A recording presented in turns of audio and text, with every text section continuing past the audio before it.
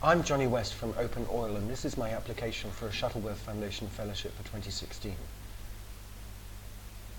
We need some kind of global regulation of natural resources, and my application is to trigger an open data framework which will support that regulation. Sensible climate change policy, when it happens, must strand fossil fuel assets. We won't be able to produce even all of the oil and coal that's already been discovered, let alone carry on looking for more. So who gets to carry on producing and whose assets get stranded? Not all fossil fuels are equal, either commercially or in terms of development or the environment. They can be cheap or expensive to produce. They can power grids in rural Africa or McMansions in Texas. There can be higher or lower carbon emissions associated with them. That is going to be a humongous battleground. China, the US, Europe, Russia, Brazil, Mexico, Saudi Arabia, Africa, Exxon, Shell, Rio Tinto, Gazprom. We can't even begin to imagine how the business deals and geopolitics are going to work out, or what the best implementation options are going to be technically. The only thing we do know, if we're not in climate change denial, is that it has to happen somehow. And land and water use are not far behind climate change as the next planetary boundaries under stress. And that means the same deal for mining, which uses huge quantities of both, as for oil with climate change.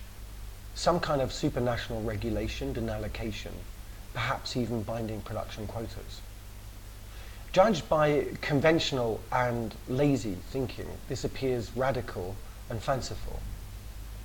In fact, it will be the only way to maintain stability, or sustainability to use the development buzzword, in a fully interconnected world. Without it, resource wars will be more common in the future than they have been up until now. That's the case for global regulation. My project of building open data standards comes in as an essential prerequisite for that new policy world. Just as there can be no World Trade Organization without trade statistics and general frameworks for investment treaties, there can be no global management of natural resources without the data and standards to support it. And the fact is, if we woke up on December the 12th, the day after the Paris Climate Change Summit, in a magical world where the political will to tackle climate change had been solved, we still wouldn't have the tools to deliver it. And that's the piece of the puzzle I aim to solve. The generous support I've received from the Shuttleworth Foundation so far has allowed me to fashion some critical first building blocks using open data. We've put financial modeling into public domain. 2 billion people can now, for the first time, go to a map, type in their address, and find out if they live within an allocated oil block. We've proved you can map thousands of affiliates of multinationals into one coherent structure. And we have, accidentally as it happens, created a model for a vertical search engine using public domain data, which surfaces everything extractives companies tell investors in one place. Others are adopting our methods. Beneficial ownership as an issue, who owns these companies, used to be about the sons of dodgy African dictators, but now it's been extended to look at tax planning by multinationals. Financial modeling has entered the transparency agenda. We've got more demand than we can cope with, and a credibility which stretches way beyond our small offices here in Berlin. All of which makes it big picture time. We will deepen and add to the building blocks in the next year because they're proofs of concept in scale. Each started separately, but now beginning to join up to present a coherent picture, a conceptualization of an open data framework.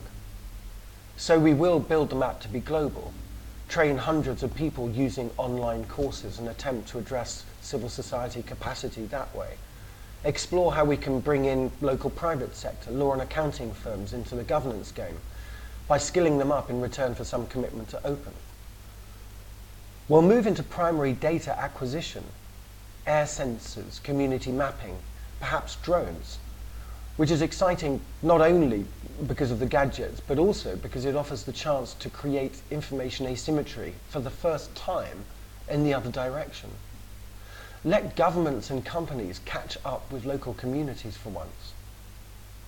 Just as important, though, the idea of an open data framework needs to get out there.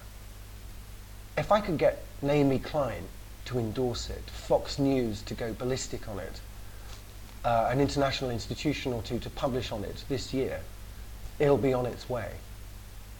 And that's what I'd like to do with the support of the Shuttleworth Foundation. Thanks very much.